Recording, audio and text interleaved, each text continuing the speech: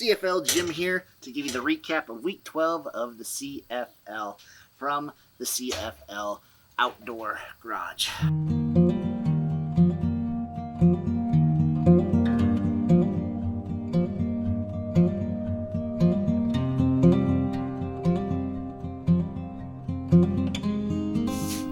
Game number one, we had the Calgary Stampeders taking on the Winnipeg Blue Bombers. The Calgary Stampeders, finally listen to me, they dumped Bo Levi mid-chill and got this new buddy here, Jake Mayer. He looked fantastic. He looked way better. This offense was turned on, and they were competitive with the Blue Bombers, who generally they turn up for this game, and this one they did as well. Their defense was lights out, but Jake Mayer still managed to do a lot of damage to this Bombers team. For the Bombers themselves, man, Zach Collaros looked good for the most part, but he had two crucial interceptions.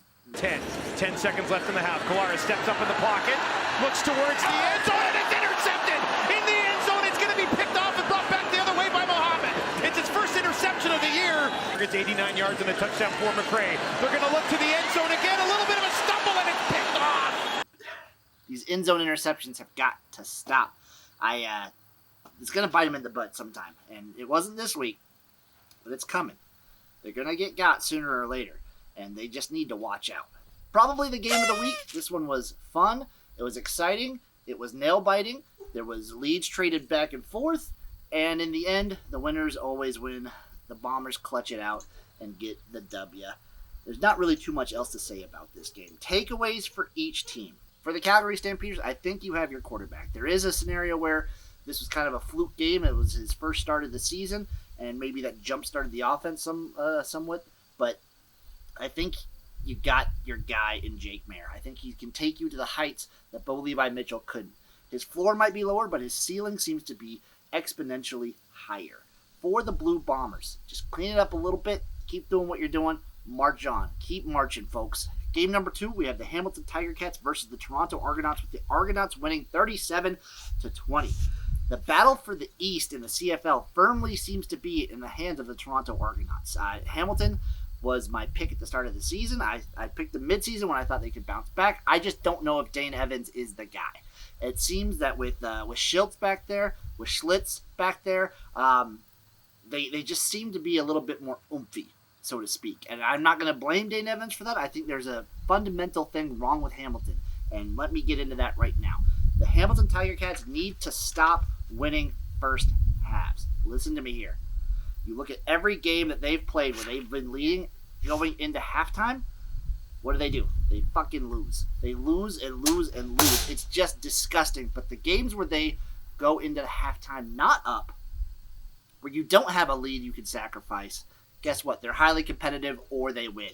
This game was not that. They shut down in the second half, and the Argos just took full advantage. McLeod Bethel-Thompson, he looked shaky to start out, but all of a sudden, the haters were calling for Swag Kelly, hater here, but he shut us up. He shut me up. McLeod Bethel-Thompson looked fantastic the second half of this game, like many people do against the Hamilton Tiger Cats. I think the East is firmly in the hands of the Argos. Takeaways for each team. For the Tiger Cats, just stop winning half times. You need to focus on second half, not first half. You need to go in either down or tied at halftime. That should be your goal.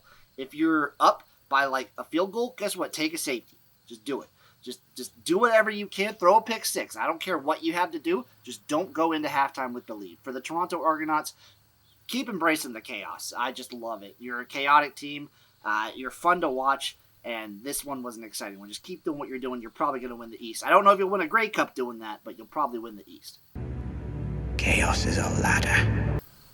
Game number 3, we had the Saskatchewan Rough Riders versus the BC Lions, with the Riders winning 23-16. So everyone was wondering how the British Columbia Lions were going to look with no Nathan Workin. We kind of got our answer. They look kind of out of sorts. It was not pretty. This was not a pretty good game on either side. The Rough Riders offensive line still looks awful, and I don't trust them in the long run, but it was enough to get this one done, especially with Cody Fajardo having a really good game. Everyone was talking him down, me included, that with his hobbled leg, he's just not the same. But when push comes to shove, Cody Fajardo, if he wants to have a good game, he'll have a good game, and he'll knock your socks off with it. It's very fun to watch. BC's in a weird spot right now. The Lions are in a weird spot. They're basically just waiting on Nathan Rourke, trying to ride this high and at least squeak in to the Western Conference semifinals. If they could do that with McDonald or blah blah blah back there, all power to them. I still think they can have a decent offense without Rourke. Decent being the key term. Will a decent offense beat the Rough Riders, the Stampeders, or the Bombers? No. Just flat out no. But I think they have enough of a lead built in right now, and their defense, with the way they've improved, to kind of, make it to that level. For the Riders, the playoff door is still open. You need to clean up your mistakes and do something about this offensive line. You just need to clean up your game, so to speak. And I think the door's open a crack, but I think the Rough Riders can step on in. Game number 4, we had the Ottawa Redblacks versus the Edmonton Elks, with the Redblacks winning 25-18. The home losing streak for both these teams remains unbroken. I think that's just going to be a trend here on out. Whichever one of these teams, when they're at home, just fade them. Just fade the heck out of them. They're not going to win that game. If they're ever a home favorite, just boom, gone. Just gonzo. Edmonton looked fantastic in the week prior. Ottawa looked great this week. I think Arbuckle gives the Red Blacks a nice floor, a nice level of consistency that they didn't have with Evans. But they still worked Evans in there in the short game, and I still think he gives them that running option that is nice for short yardage situations. I like what the Red Blacks are doing here. Maybe they should have been doing this as soon as Masoli went out. Maybe. For the Elks, your offensive line, not good. Your defensive line, also not good. You're not good in the trenches, and you need to do something about that. I don't know what you're going to do, but you got to do something. Taylor Cornelius, corn dog, he still has that corn dog in him. He is him when he gets in a rhythm. He shows flashes every single game that if he could get hot, Edmonton's pretty dangerous to any team. I'm going to say it. It's all on his back, though. That being said, these are all the nice things I've said. These are still the 2 worst teams in the CFL. I'm just going to flat out say that. These teams are not good. Takeaways for the Red Blacks. I think you roll with Arbuckle for the rest of the season. He gives you a nice level of consistency. He gives you a better floor. And I think that gives you a nice little level to kind of rebuild into next year, where you were looking good with Masoli. And I think if you get Masoli back next year, you could maybe do some damage. For the Edmonton Elks, I don't know. I don't know what to do with you guys. I'm sorry, but you're lost. You have Taylor Cornelius. Maybe you have a couple competitive games in you, but that's about it. Now, with the game recaps out of the way, that leads CFL Jim, being me, into our CFL recap power rankings for the CFL of Week 12 of the CFL, where the CFL power rankings stand right now. CFL. At number 9, I have the Edmonton Elks. Basically, the Elks and the Red Blacks are just, every time one of them wins against the other, I'm just going to flip-flop them, which means number 8 is the Ottawa Red Blacks, which means number 7, I'm going to put the Hamilton Tiger Cats here, because you're back to being, I don't know, you're back to being meh.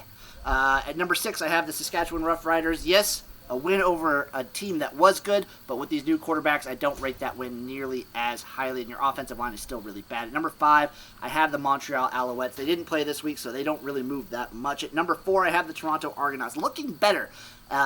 Better chaos team coming into the near end of the season, and by near end, I mean the second half, the latter. At number 3, I have the BC Lions. This team might see a fall if they keep performances like this last week's up. At number 2, I have the Calgary Stampeders. Great game, good competitive. I think they're the definitive number 2 right now with the way everything's shaped as it stands right now. At number 1, I still have the Winnipeg Blue Bombers. They're still the number 1 team. Their defense is still good. I think Zach Collaros, when he needs to be, can still be very clutch, and I like this Bombers team. That'll do it. That's Week 12. Week 12 in the books, folks. We are rounding out. Labor Day is around the corner. Be prepared, because this season's getting weird. I think there's a good solid tier list of teams. I think you have the Bombers, the Stamps, and the Lions with Nathan Rourke. But right now I'm going to do the tier list of the teams as they stand now. You have the Bombers and the Stampeders. Then you have the Lions, Argos, Als, and Rough Riders. And then you have Hamilton kind of on the top of that in their own tier. And then you have the Red Blacks and the Elks somewhere at the bottom. That's the way everything stands right now. But that'll do it for Week 12. I'm CFL Jim. You guys have yourselves a good week. Let's get into Week 13. Let's have us a good one.